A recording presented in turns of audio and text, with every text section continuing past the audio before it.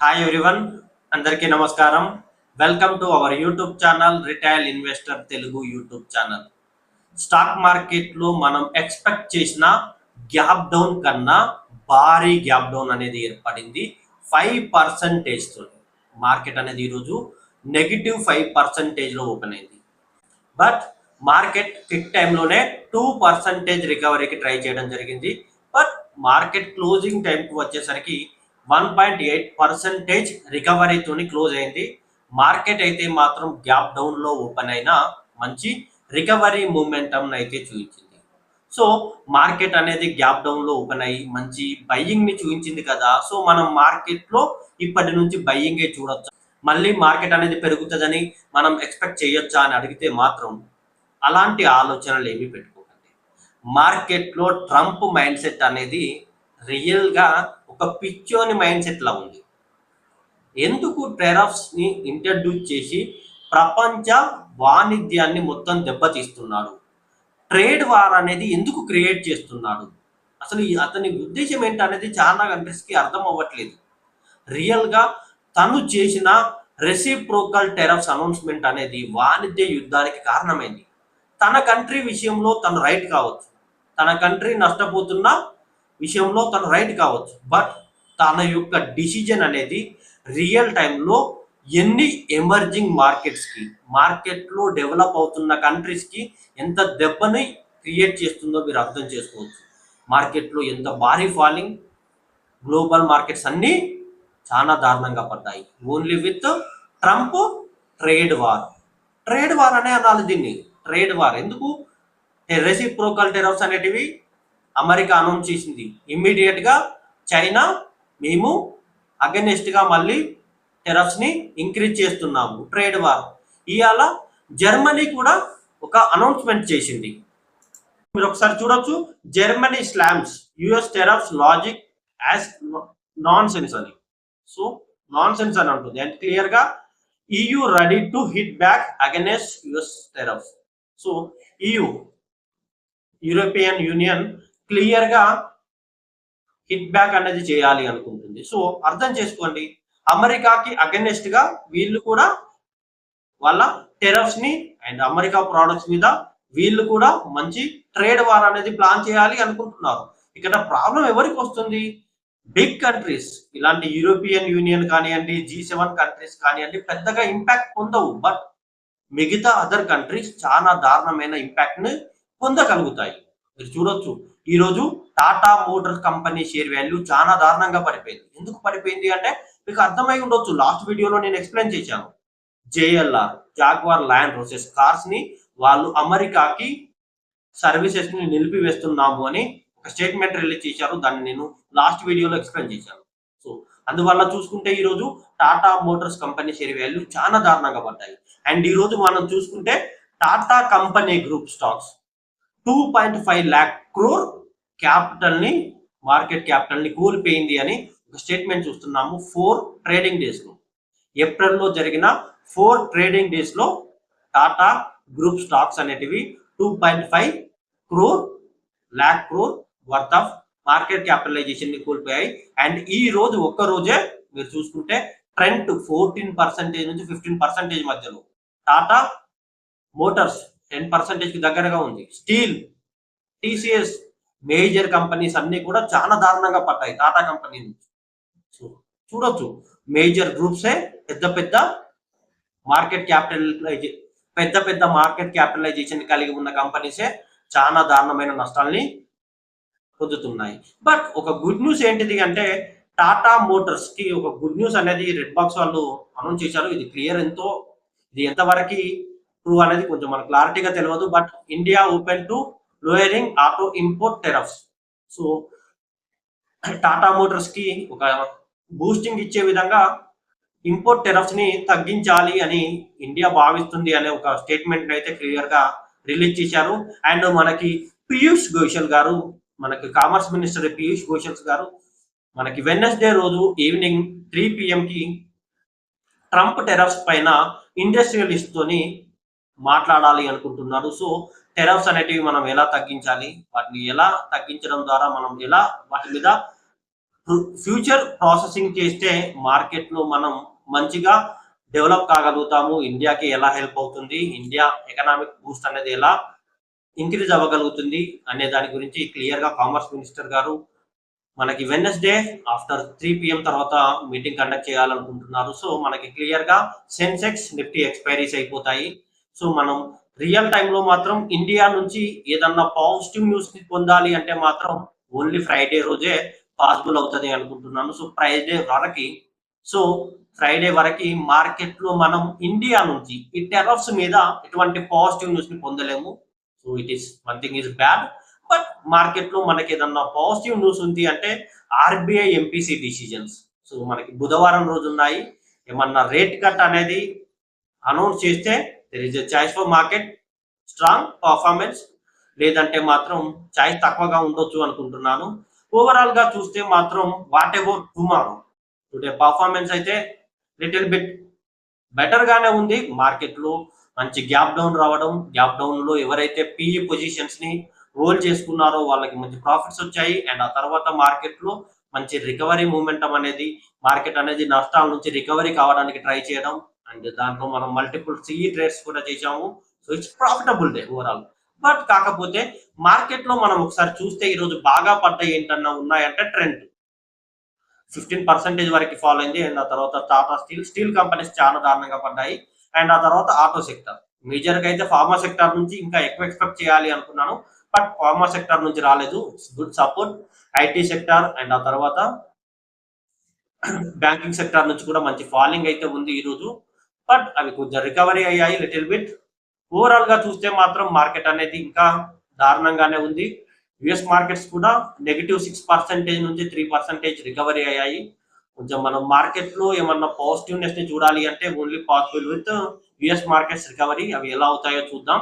But మనం before tomorrow market analysis కి ముందు మాత్రం నేను ఏం మాట్లాడాలి అనుకుంటున్నాను అంటే సెన్సెక్స్ ఎక్స్పైరీ గురించి మాట్లాడాలి అనుకుంటున్నాను. ఎందుకంటే tomorrow Sensex expiry and market కూడా 73,137 దగ్గర క్లోజ్ అయింది. సో 73,100. సో మార్కెట్ లో మనకి ఈ ప్రైస్ దగ్గర మార్కెట్ అనేది మనకి ఇప్పుడు ఉంది 73,000 నుంచి 73,100 నుంచి 73,100 నుంచి 73,200 మధ్యలో.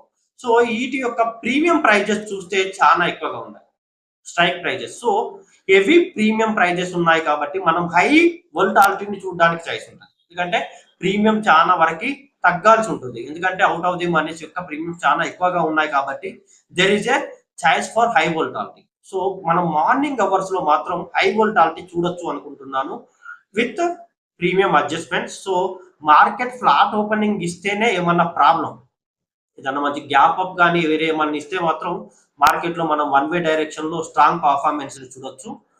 ఓవరాల్ గా నేనైతే మార్కెట్ లో క్రియేట్ అయిన క్యాండిల్ ని బేస్ చేసుకొని అంత పెద్ద గ్యాప్ డౌన్ అయితే ఎక్స్పెక్ట్ చేయడానికి ఛాయిస్ లేదు అనుకుంటున్నాను. అండ్ క్లియర్ గా ఈ రోజు జపాన్ ప్రెసిడెంట్ కూడా డొనాల్డ్ ట్రంప్ తో మాట్లాడతాను అని చెప్పేసి ఒక స్టేట్మెంట్ రిలీజ్ చేశాడు. బట్ డొనాల్డ్ ట్రంప్ మాత్రం టెరఫ్స్ విషయంలో తగ్గేది లేదు అని తను కూడా ఒక స్టేట్మెంట్ రిలీజ్ చేశాడు. ఈ రెండు స్టేట్మెంట్స్ చూస్తే మాత్రం నేను మాత్రం నిఫ్టీలో కానివ్వండి, సెన్సెక్స్ లో కానివ్వండి పెద్ద గ్యాప్ అప్ ని చూడలేను అనుకుంటున్నాను. ఓన్లీ ఫ్లాట్ ఓపెనింగ్ అనేది లేకపోతే లిటిల్ బిట్ గ్యాప్ అప్ చూసి ఏదన్నా స్మాల్ రెడ్ క్యాండిల్ చూడొచ్చు అనుకుంటున్నాను. ఎందుకంటే market is not ready. Markets అంత త్వరగా అంత క్విక్ గా మార్కెట్స్ అనేటివి రికవరీ కాకపోవచ్చు అనుకుంటున్నాను. So little bit red candle అనేది మనం చూడొచ్చు అనుకుంటున్నాను. అండ్ క్లియర్ గా మనకి వెడ్నెస్డే అనౌన్స్ కాబోయే ఆర్బీఐ ఎంపీసీ డిసిజన్స్ అనేటివి మార్కెట్ లో హై ఇంపాక్ట్ ని క్రియేట్ చేస్తాయి. రేట్ కట్ అనేది ఒకవేళ లేదు అనుకో, క్లియర్ గా చెప్తున్నాను ఈ గ్రీన్ క్యాండిల్ అనేది మళ్ళీ రెడ్ క్యాండిల్ తోని ఫిల్ అయిపోతుంది. నేనైతే వెడ్నెస్డే రోజు మాత్రం బిగ్ ఫాల్ ని ఎక్స్పెక్ట్ చేయొచ్చు అనుకుంటున్నాను. సో అందువల్ల టుమారో మార్కెట్ లో హై వోల్టాలిటీని ఎక్స్పెక్ట్ చేయడం అనేది కొంచెం తక్కువగా ఆలోచించి మార్కెట్ అనేది చాలా వరకు ప్రీమియం అడ్జస్ట్మెంట్ కి ట్రై చేస్తుంది అనుకుంటున్నాను. ప్రీమియమ్స్ అనేటివి అడ్జస్ట్ చేయడానికి, ఎందుకంటే హైగా ఉన్నాయి కదా ప్రీమియమ్స్. సో ఈ ప్రీమియమ్స్ హైగా ఉన్నాయి, బోత్ సైడ్ ఉన్నాయి, P side C side both side ఉన్నాయి కాబట్టి బయ్యింగ్ చేస్తే రేపు ఆప్షన్స్ లో మనం నాకపోతాం. రియల్ గా. ఎందుకంటే రేపు ఆప్షన్ బయ్యర్స్ కి ఎక్కువగా లాభాలు వస్తాయని నేనైతే అనుకోవట్లేదు. స్కాల్పింగ్ చేసినా కూడా హై ప్రైస్ కి అంటే ఒక 30 పాయింట్స్ 50 పాయింట్స్ నిఫ్టీలో ఎక్స్పెక్ట్ చేయడానికి ఛాయిస్ ఉండదు. సెన్సెక్స్ లో కూడా అంతే, ఒక 100 పాయింట్స్ 150 పాయింట్స్ అలా ఎక్స్పెక్ట్ చేయడానికి ఛాయిస్ తక్కువగా ఉంటది కావచ్చు అనుకుంటున్నాను టుమారో ఎక్స్పైరీ రోజు. సో దాన్ని మీరు మైండ్ లో బాగా గుర్తుంచుకోవాలి. హై ప్రైస్ చేంజ్ అనేది హై ప్రైస్ చేంజ్ అనేది రాకుండా ఉండి ప్రీమియమ్స్ అనేటివి చాలా తగ్గుతాయి అనుకుంటున్నాను. సో ఎస్పెషల్లీ ఒకవేళ మార్కెట్ పిఈ డైరెక్షన్ లో ఉంటే మాత్రం ఎట్టి పరిస్థితుల్లో కూడా కొనకండి. నేను రియల్ టైంలో బాగా అబ్జర్వ్ చేసిన డాటా ప్రకారం ఏంటంటే పిఈ సైడ్ కి మార్కెట్స్ అనేటివి ఉండి ఎక్స్పైరీ ఉంటే మాత్రం ప్రీమియమ్స్ ఎక్కువ రైజ్ అవ్వట్లేదు. అండ్ సిఈ డైరెక్షన్ లో కూడా సమ్ టైమ్స్ అలానే ఉంటున్నాయి. సో బట్ మార్కెట్ లో హైగా ప్రీమియమ్స్ ఉన్నాయి కాబట్టి ప్రీమియం రైజ్ అనేది ప్రీమియమ్స్ అనేటివి బాగా పెరగకపోవచ్చు అని బాగా స్ట్రాంగ్ గా బిలీవ్ చేస్తున్నాను. సో అందువల్ల ప్రీమియమ్స్ స్ట్రాంగ్ గా ఉన్నాయి సెన్సెక్స్ లో. సో దాన్ని మీరు కన్సిడర్ చేసి ప్రీమియమ్స్ అనేటివి అడ్జస్ట్ అయితేనే మనం నిఫ్టీ ఎక్స్పైరీ అనేది నెక్స్ట్ డేనే ఉంది కదా, so high impacted price change చూడడానికి ఛాయిస్ ఉంటుంది. సో సెన్సెక్స్ ఎక్స్పైరీని మొత్తం మ్యూటెడ్ గా ఉంచి మార్కెట్ లో ప్రీమియమ్స్ అన్నింటినీ అడ్జస్ట్ చేసి నిఫ్టీ ఎక్స్పైరీని హై వోల్టాలిటీ ఎక్స్పైరీగా మారుస్తారు అనుకుంటున్నాను. ఎందుకంటే ఆర్బీఐ ఎంపీసీ డిసిజన్ కూడా హై ఇంపాక్టెడ్ ఎకనామిక్ ఈవెంట్ కాబట్టి అది చాలా స్ట్రాంగ్ గా పవర్ఫుల్ గా ఉంటది అనుకుంటున్నాను. సో ఈ విషయాన్ని మీరు బాగా అర్థం చేసుకొని మీ ట్రేడ్ ప్లాన్ అనేది ప్లాన్ చేయండి. మాక్సిమం ఆప్షన్ బయింగ్ అయితే టుమారో అవాయిడ్ చేయడం బెటర్ అనుకుంటున్నాను. లేదు మార్కెట్ లో ఉండొచ్చు ఆపర్చునిటీ అంటే మాత్రం మన లైవ్ ని జాయిన్ కండి. క్లియర్ గా లైవ్ లో మేము కూడా రెగ్యులర్ గా ట్రేడ్ చేస్తున్నాము. మార్కెట్ గురించి పర్ఫెక్ట్ గా మీకు మార్కెట్ డైరెక్షన్ ని మేము 100% అందిస్తున్నాము. సమ్ మిస్అండర్స్టాండింగ్స్ వల్ల మేము ట్రేడ్ చేయకపోవచ్చు, సమ్ ట్రేడ్స్ అనేది ఎగ్జిక్యూట్ అవ్వట్లేదు. దాన్ని పక్కకు పెడితే మాత్రం మార్కెట్ డైరెక్షన్ ని మాత్రం మీకు పర్ఫెక్ట్ గా మంచిగా అందిస్తున్నాము. సో దాన్ని మీరు పర్ఫెక్ట్ గా యూటిలైజ్ చేసుకోవడానికి ట్రై చేయండి. అండ్ దాంతో పాటు మనం ఒకసారి ఈరోజు మాట్లాడాల్సింది స్పెషల్ గా Tata stocks. So Tata stocks గురించి మాట్లాడితే టాటా స్టీల్. సో ఒకసారి మీరు గమనించి చూసినట్టయితే 33%. It's good.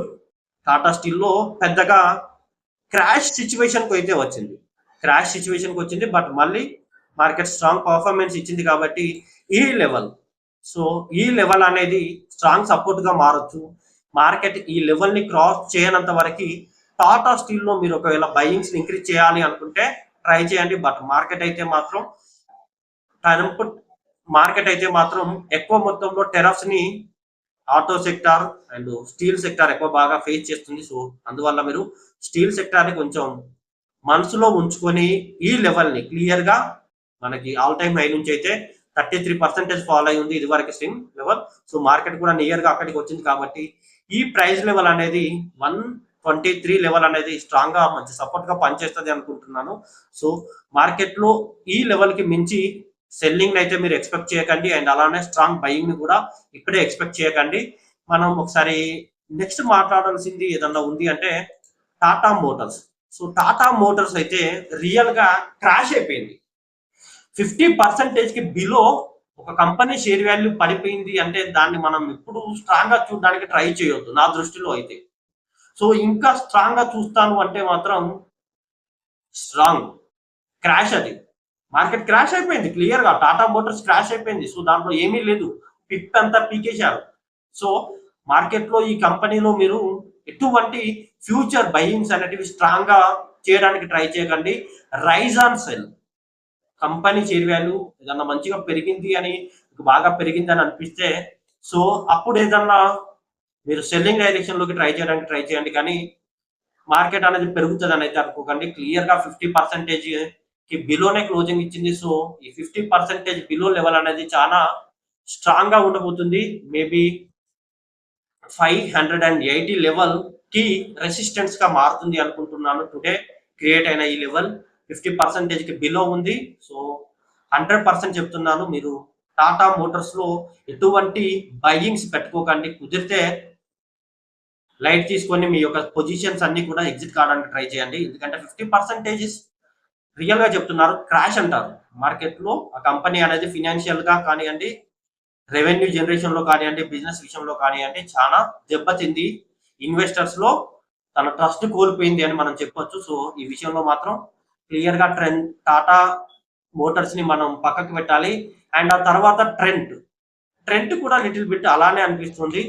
సో మీరు చూసుకుంటే 43% near for crash, near to crash, clear గా 4250 వరకు వస్తే మాత్రం మార్కెట్ క్రాష్, ట్రెండ్ కూడా దెబ్బతీసినట్టే. సో మనం టాటా గ్రూప్ నుంచి దివాలా తీయబోతున్న కంపెనీస్ అని మాట్లాడొచ్చు. నేనైతే బ్లైండ్ గా అనొచ్చు, తప్పేం లేదు. ఎందుకంటే ఇవి మళ్ళీ ఆల్ టైమ్ హైని రీచ్ కావడం అంటే ఇంపాసిబుల్. ఇంపాసిబుల్. ఈ రెండు companies Tata Motors, Tata trend, మీరు కళ్ళు మూసుకొని చెప్తున్నాను, ఇంపాసిబుల్. ఈ రెండు కంపెనీస్ ని మీరు ఎటువంటి ఫ్యూచర్ లో బయింగ్ చేయడానికి, ఇన్వెస్ట్ చేయడానికి ఈ రెండు కంపెనీస్ లో ట్రై చేయకండి. It's my request. 50% కి నియర్ గా ఉన్నాయి. 50% అంటే crash. So Tata motor crash అయిపోయింది, ట్రెండ్ కూడా క్రాష్ కి రెడీగా ఉంది. సో ఈ రెండింటిని మాత్రం మీరు చాలా బాగా గుర్తుంచుకొని ఈ కంపెనీస్ లో ఇన్వెస్ట్మెంట్స్ అనేవి ప్లాన్ చేయకండి. ట్రెండ్ కూడా కమర్షియల్ సెక్టర్ లో అంత, టెక్స్టైల్ లో అంత స్ట్రాంగ్ గా రెవెన్యూ గ్రోత్ ఇస్తుందని అనుకోవట్లేదు. వాళ్ళు కూడా వాళ్ళ బిజినెస్ మోడల్ ని చేంజ్ చేయడానికి, ఇన్వెస్ట్మెంట్స్ ని, స్టోర్స్ ని కెపాసిటీని పెంచడానికి వేరే వేరే ఇన్వెస్ట్మెంట్స్ బాగా రిక్వైర్ చేస్తున్నారు. వాళ్ళ లాస్ట్ క్వార్టర్ రిజల్ట్స్ పర్ఫార్మెన్స్ లో చూస్తే నెగిటివ్ గా ఉండడం, అండ్ ఆ తర్వాత వాళ్ళ యొక్క అనౌన్స్మెంట్స్ కూడా అంత అట్రాక్టివ్ గా లేవు. సో అందువల్లనే మార్కెట్ అనేది చాలా బిగ్ గా ఫాల్ అయిపోయింది. ఈ ఫాల్ అనేది క్లియర్ గా చాలా దారుణమైన హై ఇంపాక్ట్ ని క్రియేట్ చేస్తుంది. మేజర్ గా బ్రాండెడ్ ఇంపోర్ట్స్ అనేటివి ఇండియాకు వస్తాయి. సో అవి కూడా ఇంపాక్ట్ క్రియేట్ చేస్తున్నట్టుగానే ఉన్నాయి టెరఫ్స్ అనేటివి. సో ఆ డిసిజన్స్ మీద కూడా ఇంపాక్ట్ ఎక్కువగా ఉంటుంది అనుకుంటున్నాను. సో ట్రెండ్ కూడా ఇంపోర్ట్ చేసుకుంటున్న టెక్స్టైల్స్ మీద కూడా ఎక్కువ మొత్తంలో టెరఫ్స్ అనేటివి రైజ్ అవ్వడానికి ఛాయిస్ ఉంటుందన్న భయం కూడా ఉండొచ్చు.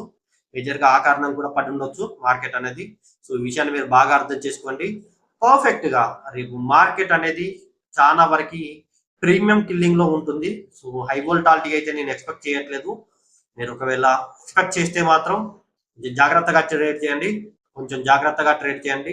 మీరు ఒకవేళ లైవ్ లో ట్రేడ్ చేయాలి అనుకుంటే, మార్కెట్ కండిషన్స్ పర్ఫెక్ట్ గా అర్థం కాకపోతే మాతో పాటు లైవ్ లో జాయిన్ కండి. మార్కెట్ లో మంచి డైరెక్షన్ లో ట్రేడ్ చేయండి. హై ప్రాఫిటబుల్ ట్రేడ్ ని ఇంట్రాడే లో మంచి స్కాల్పింగ్ పొజిషన్స్ లో పొందండి.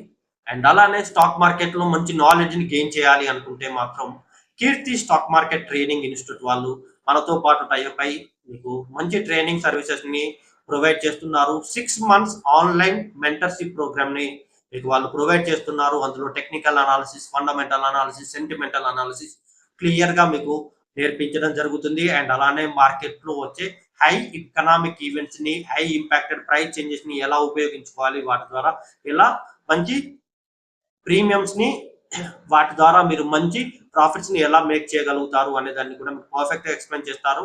సో ఈ సర్వీసెస్ ని కూడా మీరు యూటిలైజ్ చేసుకోండి. మోర్ డీటెయిల్స్ కోసం మన వాట్సాప్ నెంబర్ ఉంది, ఆ నెంబర్ కి మెసేజ్ చేయండి. మీకు full details and information provide చేస్తాము. Thank you for the watching. ఈ వీడియో మీకు నచ్చితే లైక్ చేయండి, కామెంట్ చేయండి, సబ్స్క్రైబ్ చేయండి. Thank you for the watching. ధన్యవాదాలు.